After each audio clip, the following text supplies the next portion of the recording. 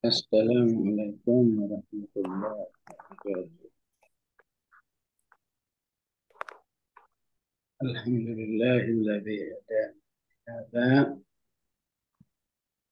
wa ma kunna linahtadiya laula an hadana.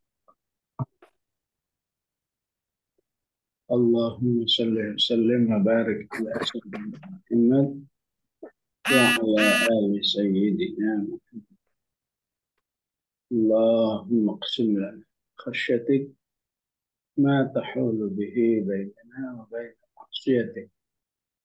وأسألك خشيتك عند الغيب والشهادة فارحمنا بالقرآن واجعله لنا إماما ونورا وهدى ورحمة برحمتك يا أرحم الراحمين. Jamaah rahimakumullah, alhamdulillah hari ini insyaallah kita memulai surat An-Najm yang tentu tema-temanya menguatkan ataupun memvariasi penjelasan-penjelasan yang ada di surat At-Tur.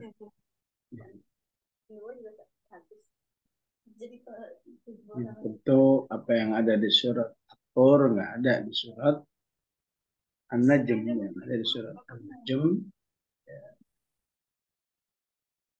tidak ada di surat At-Tur. Maka kalau kita ambil tema misalnya bahwa surat At-Tur menjelaskan tentang bagaimana mengenal Allah, ya, bagaimana agar manusia betul-betul beriman kepada penciptanya setelah diatur, diberi penjelasan-penjelasan am khuluqu min ghairi syai'in am humul khaliqun am khalaqus samawati wal arda bal la yuqinun. Maka di surat At-Tur penjelasannya adalah misalnya wa annahu huwa adhaka wa abka wa annahu huwa amata wa ahya. Itu semua tentang Allah. Allah yang membuat manusia itu tertawa atau sama dengan bahagia, dan Allah juga yang membuat manusia itu sedih alias menangis. Jadi manusiawi, ada saat tertawa, ada saat sedih. Yang penting saat manusia itu tertawa, sedih, ngapainnya itu. Ya. Ngapainnya, yang penting tetap kembali kepada Allah. Saat senang, berzikir kepada Allah, banyak bertasbih. Saat sedih, banyak bertahlil. Ya. Wa annahu huwa amata wa ahya wa annahu khalaqa zawjayn dzakara wal untha. Maka jika diatur membahas tentang misalnya sumpah watur wa kitabim mastur fi raqqim mansyur, ya, maka sumpah di An-Najm cuma sekali aja. Wa najmi idza hawa ma dalla sahibukum wa ma ghawa. Jika diatur membahas tentang Rasulullah Sallallahu Alaihi Wasallam yang diungkapkan dengan fadzakir fama anta bini'mati rabbika bima bikahinu wala majnun am yaquluna sya'irun natarabbasu bihi raibal manun. Maka di surat At-Tur penjelasan tentang Rasulullahnya cuma diungkapkan dengan kata ma dhalla sahibukum wa ma ghawa. Nah, tentu yang tidak dibahas di surat An-Najm ini tentang surga dan neraka. Kecuali cuma isyarat-isyarat saja, ya, seperti liyajziyal ladzina lillahi ma fis samawati wal ard liyajziyal ladzina asa'u bima amilu wa yajziyal ladzina ahsanu bil husna. Maksudnya neraka dan surga. Tentu baik At-Tur maupun An-Najm, ya, puncaknya adalah, ya, pentingnya beriman kepada Allah, ya, dengan semua yang gaib, ya. Pentingnya beriman Rasulullah sebagai manusia yang sahibukum. Sahibukum itu kalau bahasa kita yang sudah jelas, ya, apa istilahnya, kurikulum vitae-nya, ya, semuanya tentang jelas, ya, nggak ada yang gelap, ya. Maka sudah seharusnya mengantarkan manusia beriman sedalam-dalamnya dengan Al-Quran. Ya. Maka ketika suatu saat Rasulullah membaca, ya, membaca surat ini, ya, "Wan-najmi idza hawa ma dhalla sahibukum wa ma ghawa." Maka orang-orang kafir itu, ya, tidak kuasa untuk istilahnya nyuekin, ya. Ya. Nggak kuasa untuk bodo amat itulah, ya. Tapi ya tahu sendiri memang bahasa itu memberi satu ketertarikan, ya, dalam jiwa manusia, ya.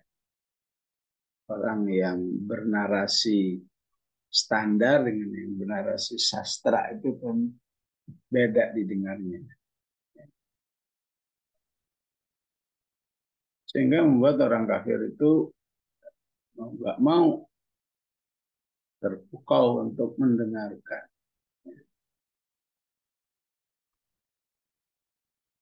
Bahkan akhirnya mereka merasa ditegur oleh Allah. Afamin hadzal hadits ta'jabun, di akhir surat, ya. Ya. Masa sama Al-Quran kamu, ya, heran dalam arti melecehkan. Afamin hadzal hadits ta'jabun.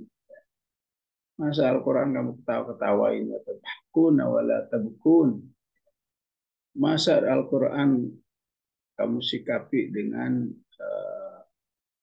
bersendagurau, bernyanyi-nyanyi, ya, ribut, wa antum samidun. Fasjudu lillahi wa fasjudu lillahi wa'budu. Orang-orang kafir Quraisy yang terkesima mendengarkan itu sampai nggak nyadar ikut-ikutan sujud, ya. Ya, ibarat orang dengar lagu, ya, dengar lagu, ya, tadinya dengar biasa-biasa aja, ya. Lama-lama nggak kuat ikut joget. Itu kan salah satu respon, ya, respon manusia kalau dengerin lagu, ya, minimal jogetnya pakai tangan misalnya, ya. Kalau ada yang jogetnya serius banget, itu kan karena ada lagunya. Ya, begitulah manusia saat itu, begitu dengar ayat nggak kuasa mendengarkan, tadinya saat harus Instruksi sujud ikut sujud. Ada juga yang nyadar, ya, loh saya ini kan belum beriman, ngapain saya sujud, ya. Tapi jiwanya menuntut sujud. Akhirnya dia ngambil secabuk tanah, ya. Akhirnya secabuk tanahnya ditempel ke jidat. Ini juga sujud, katanya kan sujud itu nempelin jidat ke tanah, ya. Saking sombongnya, ya. Saking sombongnya, ya. Mengkiati sujud, ya. Dia ambil tanah taruh di jidat. Tasjudu lillahi wa begitulah gambaran surat An-Najm, ya, yang tentu saya lebih setuju surat An-Najm ini makkiyah. Walaupun kalau di dalam kitab tafsir masih ada yang menganggap ini madaniyah. Ya. Melihat tema-temanya makkiyah, bahkan sebagian mufassirin menetapkannya sebagai awailus suwar, surat yang masih di awal-awal dakwah Rasulullah Sallallahu Alaihi Wasallam, ya, di urutan ke-28, ya, setelah katakan Al-Alaq yang pertama, ya, ini riwayatnya juga beda-beda, ini yang keduanya apa, Al-Qalam, apa Al-Muzammil, apa Al-Mudaththir, dan seterusnya. Terus, ya, ada Ad-Duha dan seterusnya, ya. Belum sampai 30 surat, ya, turun An-Najm, ya, yang dijadikan oleh Allah Subhanahu wa taala sebagai sumpah, wan najmi idza hawa. Ya, walaupun para mufassirin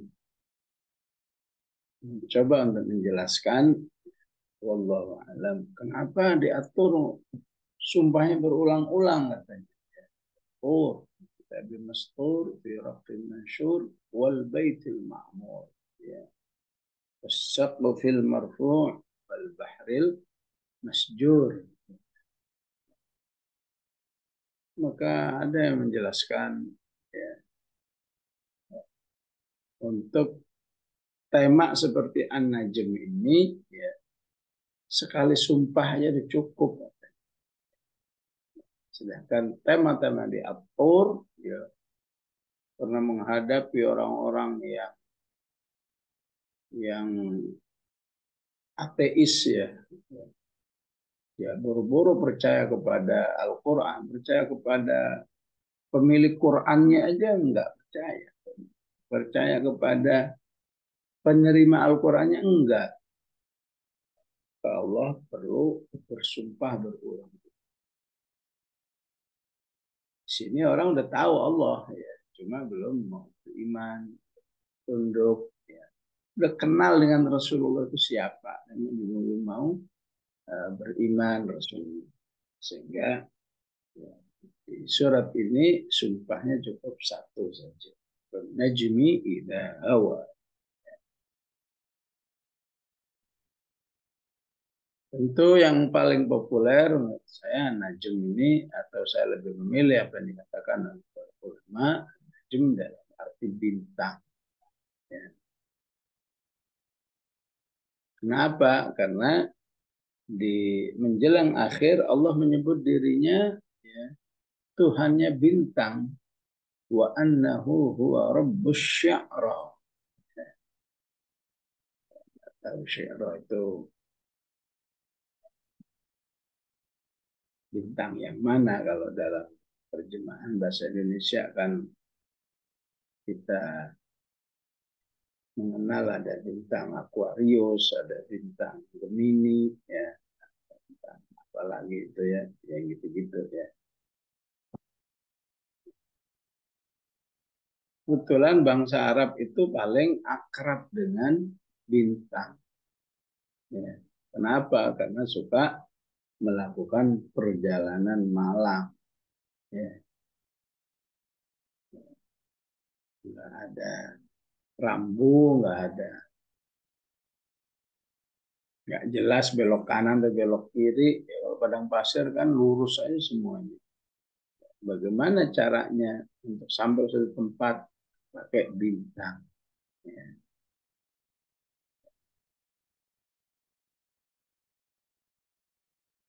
Sehingga bahwa orang-orang Arab itu sangat akrab dengan bintang, maka Allah beberapa kali menyebut, ya,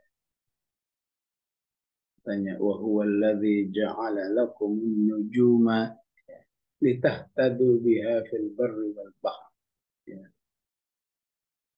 Qad fassalna al-ayati liqaumin ya'lamun.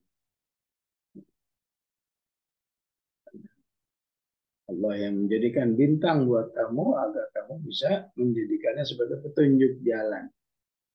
Ya. Jadi di mana ada penjelasan nikmat-nikmat, di situ ada bintang. Ya. Di an-nahl wa alqa fil ardi rawasiya an tamida bikum wa anhara wa subulan la'allakum tahtadun wa alaman wa bin najmi hum yahtadun. Ya. Jadi seperti umumnya manusia ketika akrab dengan sesuatu dan apa kagum dengan yang diakrabi, ya, maka manusia itu cenderung menuhankan. Oh, memang ya, bintang ini luar biasa. Ya. Nah, karena itu ya tanpa apa ya, disadari oleh generasi, ya, kamu bintangnya apa? Oh, Aquarius. Oh, berarti kamu itu orang yang setia. Kamu apa bintangnya? Leo. Ah, berarti itu suka selingkuh itu, ya. Apa kamu? Ya, wah, kamu berarti masa depanmu bagus, ya. Nggak boleh seperti itu. Itu mah bawaan Arab jahiliyah, ya. Menjadikan bintang ya tadun. Ya, ya. Ya, kita sih nggak akrab, ya kan, dari bintang itu orang juga langsung melihat seperti gambar binatang, ya. Bintang ini seperti kalajengking, ya. Bintang ini seperti itu dan seterusnya. Ya.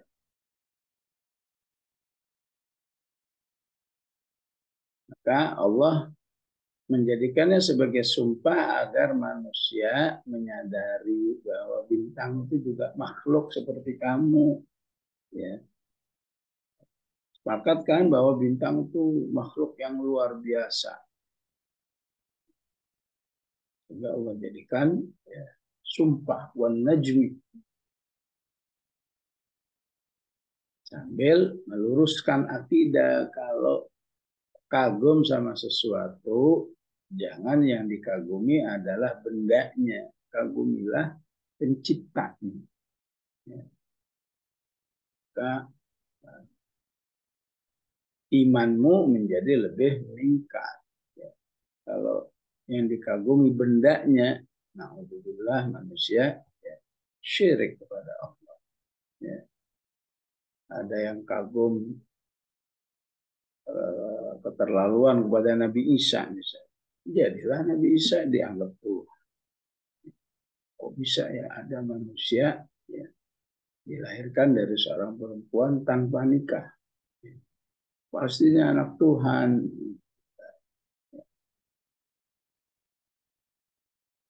Apalagi, ya, kagum sama sapi, ya, sapi lah dianggap Tuhan. Ya. Tanya itu kalau di India apa aja yang dikagumi oleh manusia jadi Tuhan. Ya.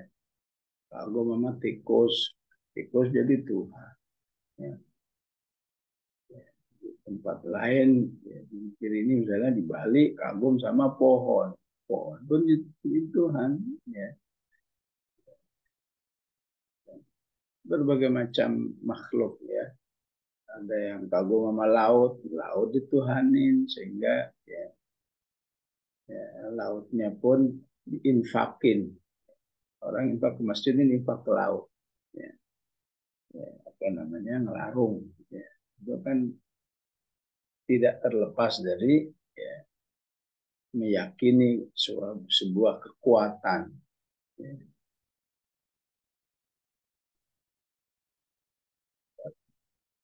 Gerakan Husnul Fikri, maka ini ditutup-tutupi. Ini nggak ada urusan sama yang gitu-gitu. Ini hanya budaya. Padahal aslinya nggak bisa. Aslinya itu memang dampak manusia yang meyakini di balik laut itu ada kekuatan. Kekuatan apa? Memberi rezeki. Kekuatan apa? Keselamatan ataupun eh, bencana, ya, ombak besarnya ataupun yang tenggelamnya, sehingga harus diuluhiyahkan, dianggap memiliki kekuatan tertentu. Ya. Oleh karena itu, ketika Allah menjelaskan dirinya sebagai Tuhan, Allah selalu mengungkapkan dengan khaliqu kulli syai', pencipta segala sesuatu. Dzalikumullahu rabbukum la ilaha illahu khaliqu kulli syai'in fa'buduh. Ya, kamu hanya beribadah kepada Allah pencipta segala sesuatu. Nah, dengan prinsip seperti ini, ya, cara berpikir seperti ini, manusia itu setiap merasakan, melihat makhluk-makhluk Allah yang luar biasa, semakin dekat. Melihat luasnya laut, minimal subhanallah, alhamdulillah, wala ilaha illallah, wallahu akbar. Melihat indahnya gunung, melihat apa aja yang melihat pemandangan yang tidak indah, ya, ingat Allah Subhanahu wa Ta'ala. Itulah yang harus diambil pelajaran. Ya, kenapa ya bintang aja dijadiin sumpah, ya. Walaupun di ayat lain ya, kata bintang ini disebut juga dengan al-buruj, as-sama'i dzatil buruj. Ya, ya, istilahkan buruj karena lebih kepada letaknya yang tinggi. Ya. Dalam bahasa Arab komunikasi biasa, ya, tower itu namanya burj. Ya.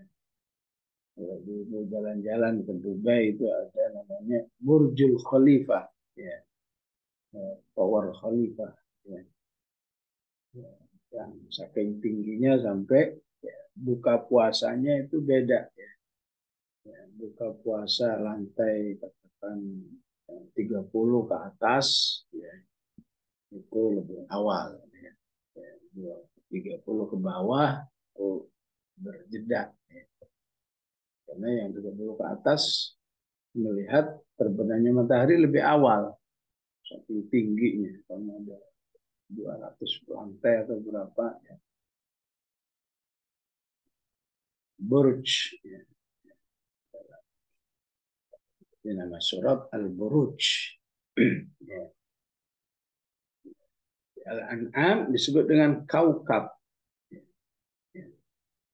Ya, intinya benda langit lah.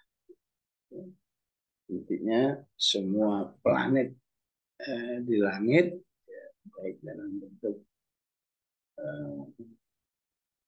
ya katakan kalau kaukab itu ya, yang disebut dengan Bima Sakti itu ya.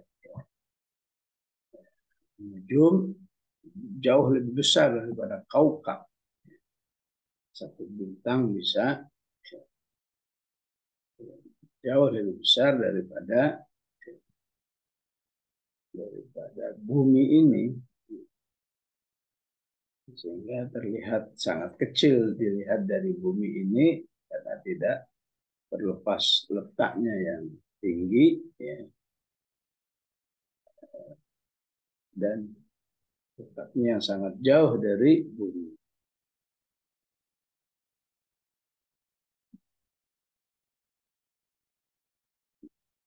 Nah, untuk menjadikan An-Najm ini sebagai tema hari kiamat, maka Allah gunakan eh,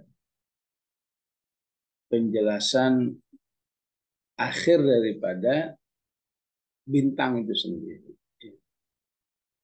Akhirnya apa? Hawa, jatuh.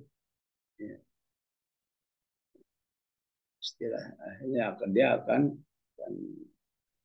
jatuh, ya, otomatis menjadi akhir daripada keberadaan Najm itu sendiri. Ya.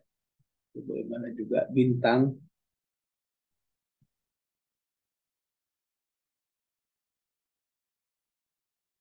maka ayatnya mengatakan apa? Kita syamsu kuwirat wa idzan nujumu kadarat.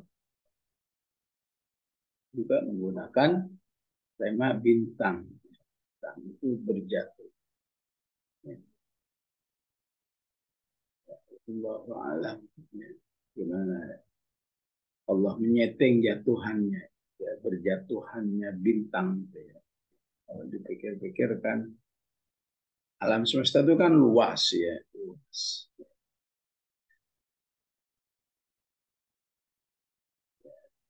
Ketika bintang-bintang itu ingkadarat berjatuhan, kan salah satu jatuhnya itu ke bumi dan menuju mengkadarat. Jelas ya, alam sudah tidak beraturan ya, karena sudah expired, sudah habis masa berlakunya. Ya. Maka Umar bin Khattab mengatakan, ya, ya, ada apa sih harus dijelasin lengkap begini? Ya. Syamsu kuwirat idzan nujumu kadarat. Bagaimana gunung-gunungnya? Wa idzal jibalu suyirat. Ya. Bagaimana harta-harta yang selama ini dipuja-puja? Idzal isyaru uqilat. Bagaimana binatang-binatangnya? Wa idzal wuhush husyirat. Bagaimana lautnya? Wa idzal biharu sujirat. Ya. Tujuannya untuk alimat nafsum ma ahdar. Kalau itu sudah terjadi, berarti sudah dekat waktunya manusia harus diaudit semua yang dilakukan selama hidup. Umar luar biasa kalau begitu. Dimana saat dirinya nanti ya, berada dalam situasi ini, alimat nafsun ma'ahbar. Itu siapa yang beriman kepada Al-Quran dari sekarang, insya Allah aman. Ya. Saat menghadapi situasi alimat nafsun ma'ahbar.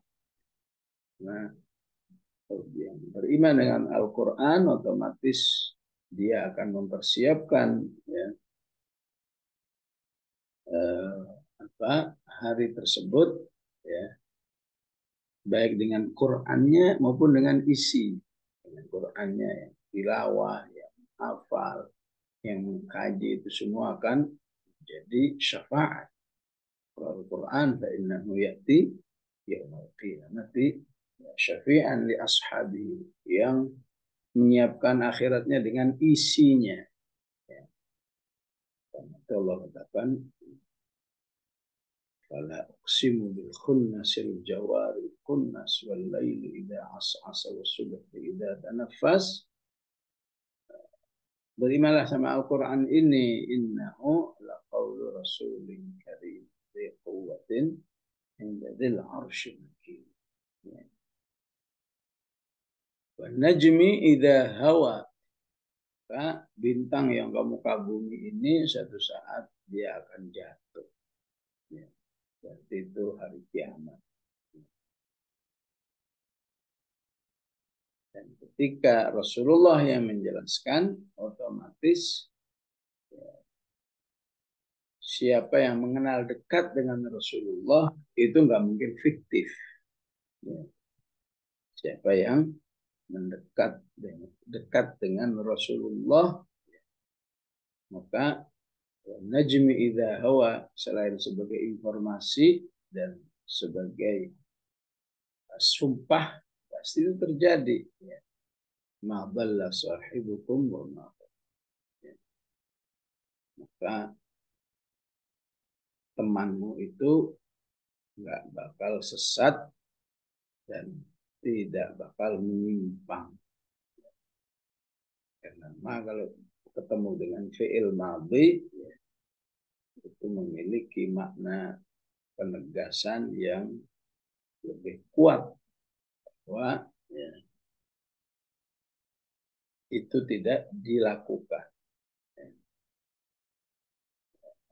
Nafik dituduh, kamu udah melecehkan Rasulullah ya, kamu melecehkan Islam ya. Yahlifuna billahi ma qalu. Mereka bersumpah kepada Allah, enggak ngomong begitu. Ya, ma qalu. Allah bantah enggak, walaqad qalu kalimatal kufur. Ya, sekedar menjelaskan ma ketemu fi'il madhi ya. Ya, yang belum tahu ciri khas fi'il madhi ya minimal fikrohnya aja ya. Ya. Udalah fi'il madhi, wawa fi'il madhi ketemu ma ya berarti ini sebuah penegasan yang kuat bahwa itu sudah dinafikan. Ya. Ma dhalla sahibukum wa ma ghawa. Ya kita baru sementara kita pahami adalah sesat, ghawa menyimpang.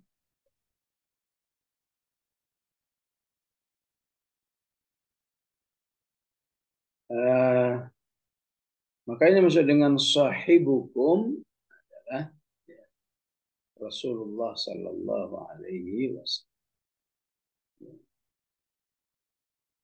Kenapa? Karena yang diajak ngomong ini semua manusia. Mungkin kalau yang diajak ngomong cuma sahabat, pakai nabi hukum, ya, pakai rasulukum. Tapi yang diajak ngomong saat itu semua manusia, khususnya orang kafir, khususnya yang tidak suka dengan Islam, maka Allah gunakan kata sahibukum.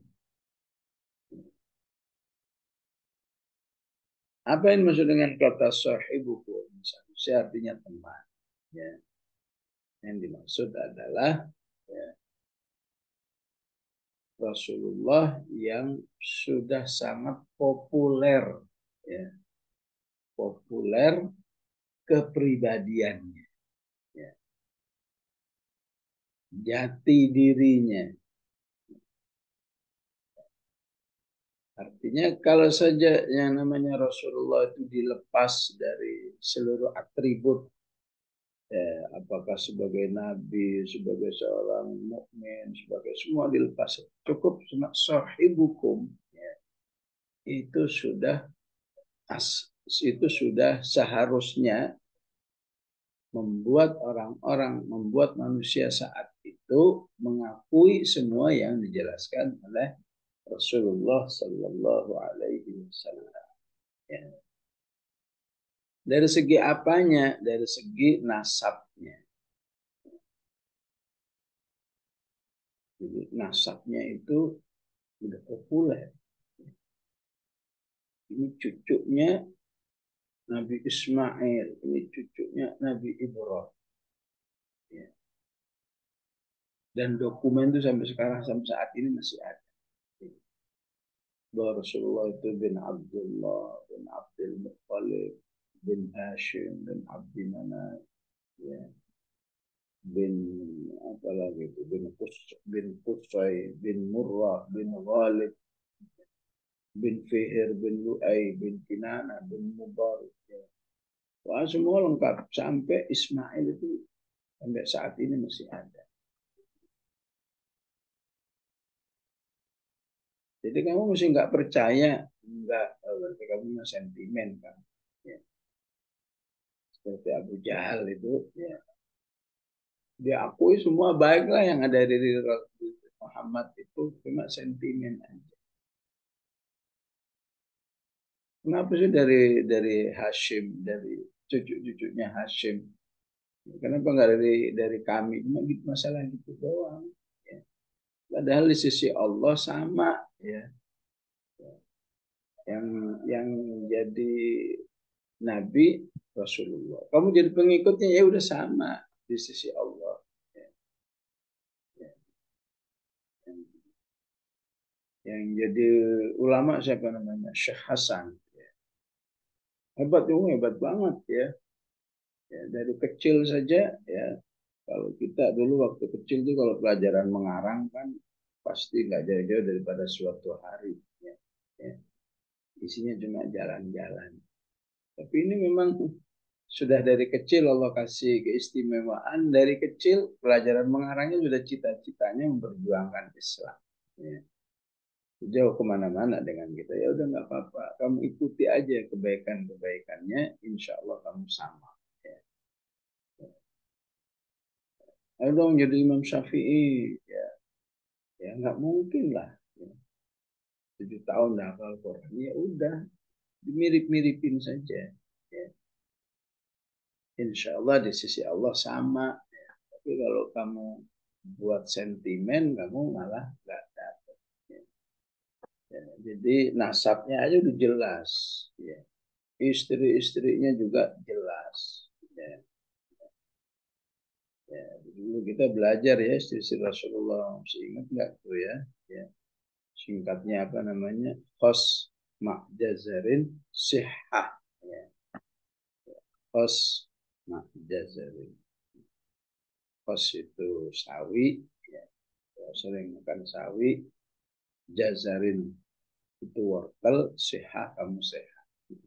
Itu cuma cara para ulama untuk meningkat nama-nama istri Rasul. Khos itu maksud kho itu Khadijah.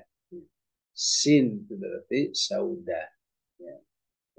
Ma, ma, ini itu berarti Maimunah. Ya. Ma, ma berarti ada ain, berarti Aisyah. Ya. Jazarin, jim berarti ada Juwairiyah. Ya. Za berarti ada Zainab. Ro berarti ada Romlah Jazarin. Sihah Sot berarti ada Sofia. Ya. Seterusnya ya. Jadi aslinya semakin kenal dengan Rasulullah SAW, maka manusia itu kalau hatinya bersih akan semakin mudah beriman kepada semua yang dijelaskan oleh Rasulullah Sallallahu Alaihi Wasallam. Sehingga pertanyaannya, ya, benarkah Rasulullah itu ya sudah terasa sebagai sohibukum ya, bagi manusia, apalagi bagi orang yang beriman. Ya. Berarti belajar sirah itu sebuah kemutlakan bagi orang-orang iman. Karena kalau nggak belajar sirah, bagaimana bisa merasakan Rasulullah sebagai sahibukum? Ya. Dengan orang beriman, dengan keimanan, maka tidak lagi bagi kita sahibukum, tapi itu nabiyukum. Itu rasulukum. Wah, itu sayyidukum. Itu ya, habibukum. Ya. Maka semuanya itu akan berpotensi menjadi syafaat di hari kiamat ya, bagi orang-orang yang ya, mengenal Rasulullah itu jauh dari sekedar sahibukum. Kenal saja sudah bisa membuat orang beriman, tapi lebih dari kenal.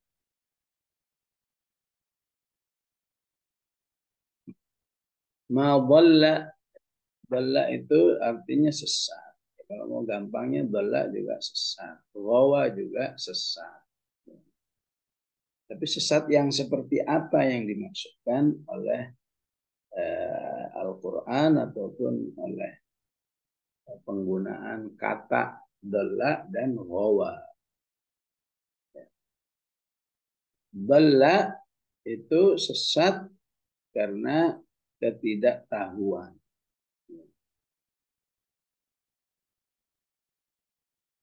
Atau memang nggak mau tahu. Kan orang Nasrani disebut dengan ad-dhalin. Ya.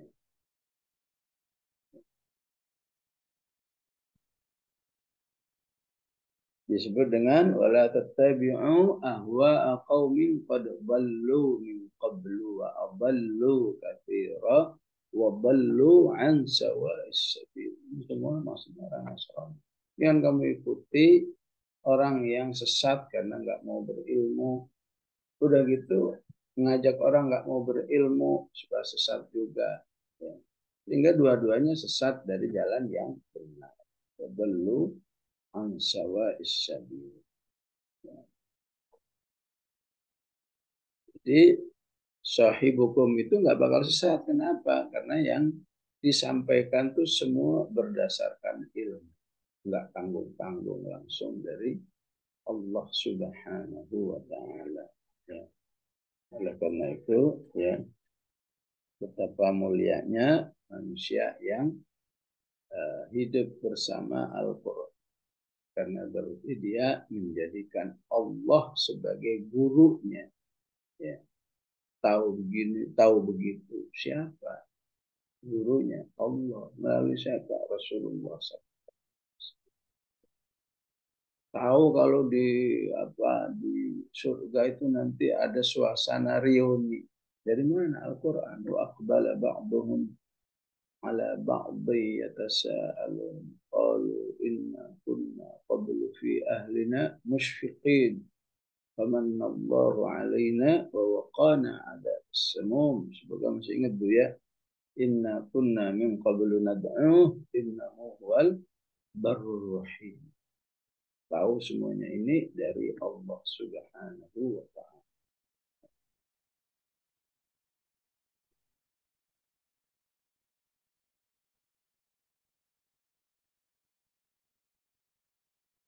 Sedangkan ghawa itu ya, kesesatan yang ya, kesesatan yang terjadi pada manusia yang sudah berilmu. Kok bisa? Ya itu kenyataan. Yang masuk-masuk penjara kan bukannya nggak tahu kalau mencuri itu, ya, kalau korupsi itu, kalau membunuh itu melanggar undang-undang misalnya, kalau nggak mau disebut melanggar syariat, melanggar undang-undang tahu semua. Ya. Tahu dengan kata lain, dolla itu kesesatan karena kebodohan, ghawa kesesatan karena hawa nafsunya. Udah tahu merokok bahaya nggak? Bahaya. Kau masih ngerokok, ya itu nggak kuat, ya nggak enak habis makan nggak ngerokok, ini namanya ghawa. Karena itu Quran menyuruh manusia ya mengamalkannya agar tidak bala, agar juga tidak ghawa. Ya. Kata dasarnya bala disebut balal, ghawa disebut dengan riwayat. Supaya tidak terjadi riwayat, supaya tidak jadi terjadi bala, solusinya belajarlah, belajarlah, belajar. Ya. Dengarkanlah, dengarkanlah. Supaya tidak ghawa, solusinya apa?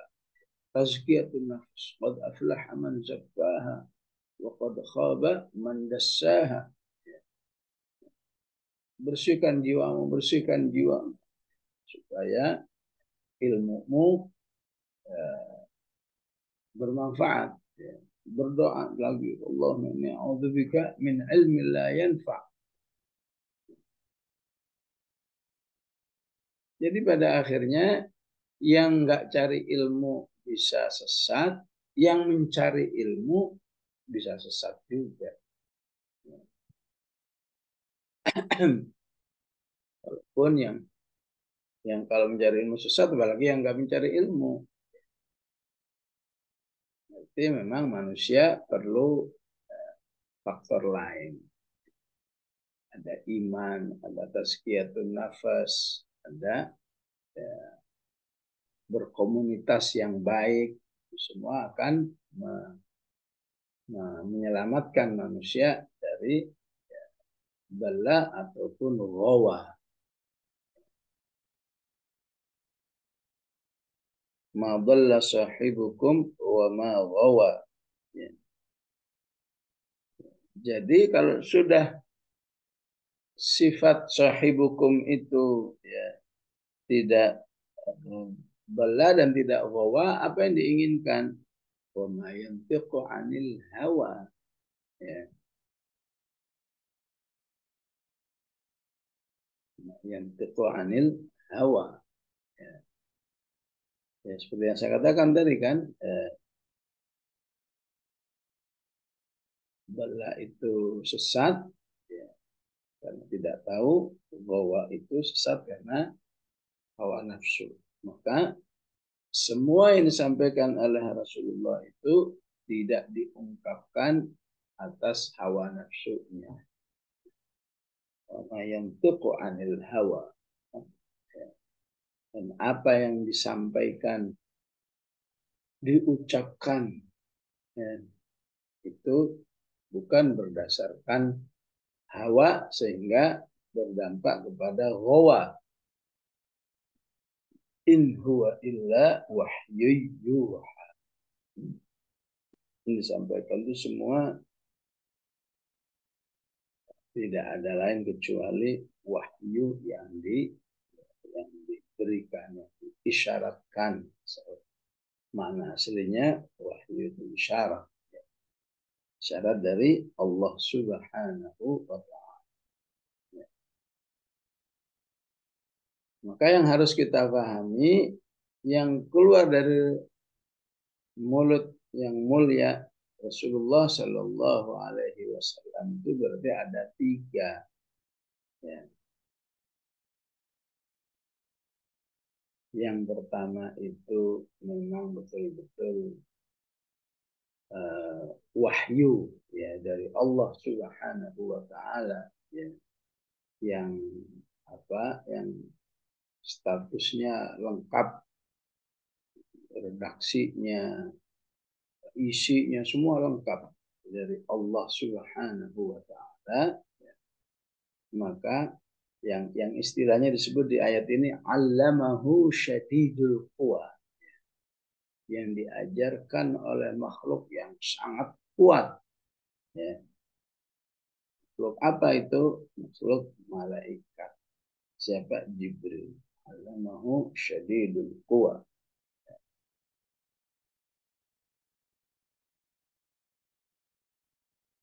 Yang kedua ada hadis qudsi. Nah, kontennya dari Allah ya, redaksinya dari Rasulullah Sallallahu Alaihi Wasallam.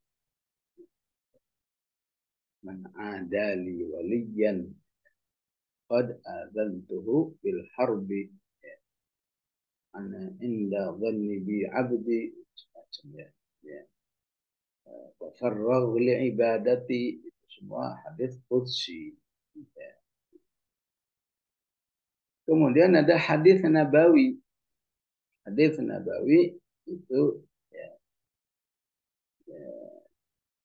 wahyu dari Allah Subhanahu wa taala yang diungkapkan oleh Rasulullah Sallallahu Alaihi Wasallam sebagai penjelasan Al-Quran. Ya.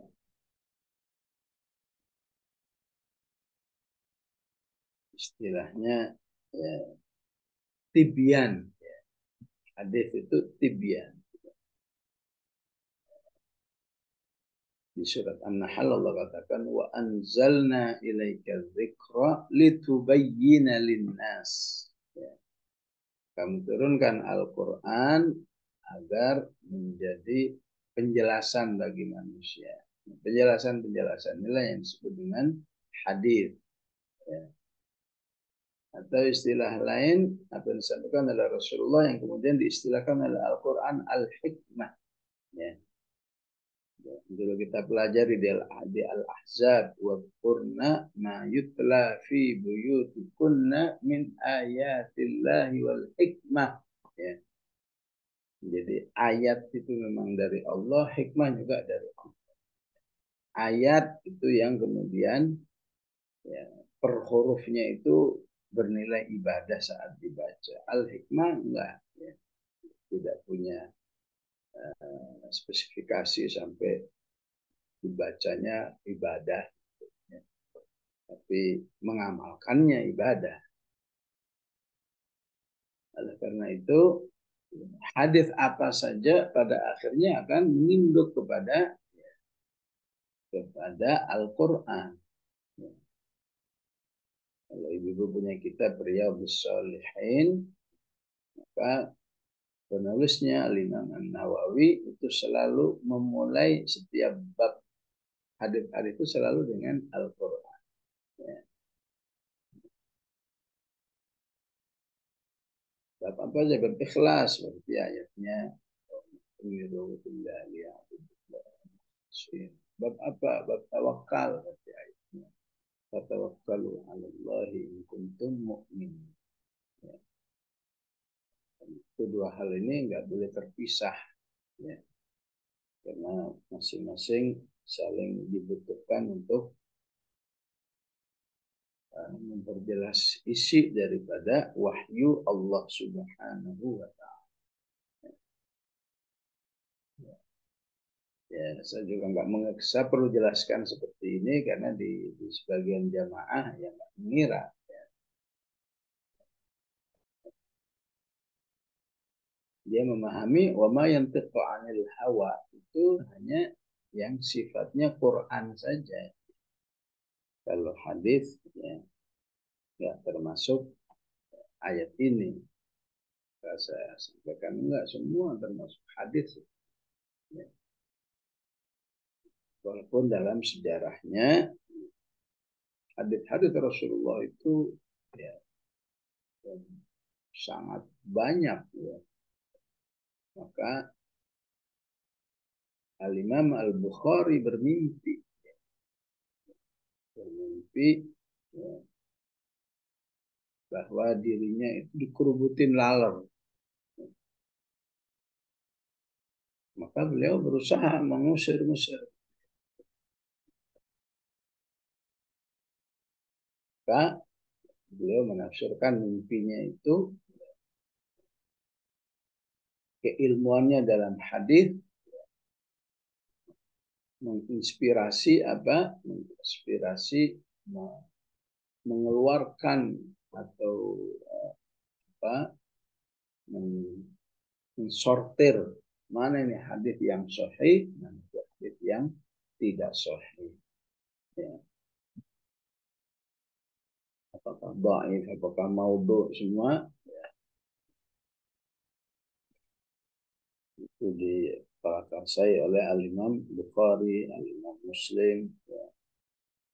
Sehingga ya, bobot hadis sebagai wama yantiqu 'anil hawa dengan ya, jadi payah Al-Imam Al-Bukhari ya, jadi sangat membantu umat. Ya beliau alim, beliau tentu sangat berjasa, ya. Beliau sangat apa, kuat ininya ya, ya ibadahnya ataupun yang lain. Dan kita pun insya Allah ya, jika mengikutinya, jika ininya dan seterusnya, ya, insya Allah bisa sejajar minimal dalam takwaan dalam ibadah. Ya. Ya, kenapa perlu saya jelaskan seperti ini? Ya, karena sekarang sudah menjadi salah satu tujuan wisata. Tujuan wisata pergi ke daerah Samarkand sana ya, disebut dengan wisata Asia Tengah. Ya. Sebagian masyarakat terlalu mengkultuskan.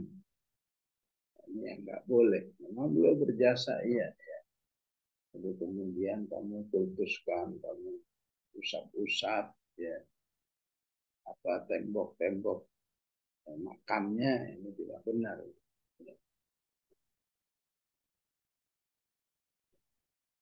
In huwa illa wahyu yuha. Maka sudah seharusnya manusia yang menyadari betul bahwa yang keluar dari mulut Rasulullah itu semuanya dari Allah Subhanahu wa taala, maka seharusnya manusia itu mengikuti ya, apa yang sudah dijelaskan oleh Allah Subhanahu wa taala. Maksudnya jangan kalah sama tawon. Tawon aja ya diberi wahyu oleh Allah, ya, maka dia nggak berhenti berhenti bikin madu terus. Ya, ayatnya kan wa auha rabbuka ilan nahli. Allah memberi wahyu kepada tawon itu. Maksudnya Allah men-setting, mengarahkan tawon itu agar antakhidhi minal jibali buyutan wa syajari wa mimma ya'rishun. Hasilnya buat manusia, thumma kuli min kulli thamarat fasluki subula rabbiki dhulula. Manusia yakhruju min butuniha syarabun mukhtalifun alwanuhu fihi syifa'un linnas. Maka sudah seharusnya manusia itu mengagungkan wahyu Allah Subhanahu wa taala. Siapa yang tidak mengagungkan wahyu Allah, imma dhalla atau ghawa. Ya. Ya. Ya, bagaimana tidak ya di negeri ini ada keputusan presiden, ini ada undang-undang pemerintah, tangannya presiden, wah ya begitu taatnya ya sama ya, undang-undang dari manusia itu. Ya. Jakarta terpolusi sedunia. Ya. Keputusannya pegawai negeri ya, dibagi, yang bisa dikerjain di rumah aja. Padahal penyumbang terbesarnya adalah pabrik, ya. Industri, bukan kendaraan.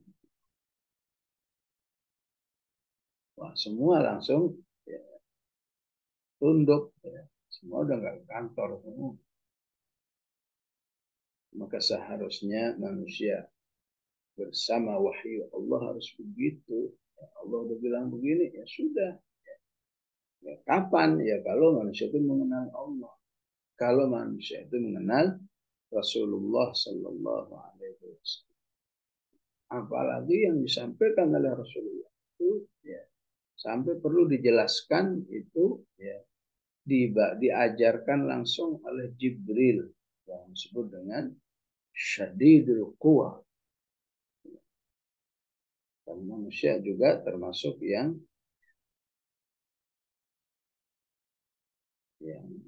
kagum pada hal-hal yang kuat. Dikuatkan lagi dzumiratin fastawa, yang orangnya udah kuat, syadidul quwa, dzumirrah, yang punya kekuatan yang permanen, dzumirrah. Bukan seperti manusia ya, kuat ya, ya karena masih muda aja, entar kalau udah tua walaupun dia binaragawan kelihatannya kuat gitu. Ya, nanti pada masanya juga menurun lagi ya. Itu tidak dialami oleh Jibril. Fastawa, dia betul-betul ya, ya, katakan apa turun ke bumi, menemui Rasulullah Sallallahu Alaihi Wasallam dengan eh, caranya masing-masing, entar menampakkan pribadi aslinya, entar menyamar seperti seorang sahabat bernama Dihyatul Kalbi dan seterusnya. Pas tahu yang betul-betul terjadi, real ya. Ya, terkadang terlihat ya, di langit ya, menampakkan aslinya bahwa bil ufuqil a'la ya. Betul-betul summa dana mendekat dan sangat dekat summa dana fatadalla sehingga jaraknya nggak jauh fakana qaba qausaini au adna ya. Itu semua menegaskan ya apa yang disampaikan oleh Rasulullah bukan hayalan, bukan karangan. Sementara Rasulullah Shallallahu Alaihi Wasallam sendirinya adalah sahibukum, ya, orang yang sudah sangat akrab bagi kita. Demikian jamaah rahmatullah, sallallahu alaihi Muhammad wa ala alihi wa sahbihi wa sallam. Alhamdulillahirabbil alamin.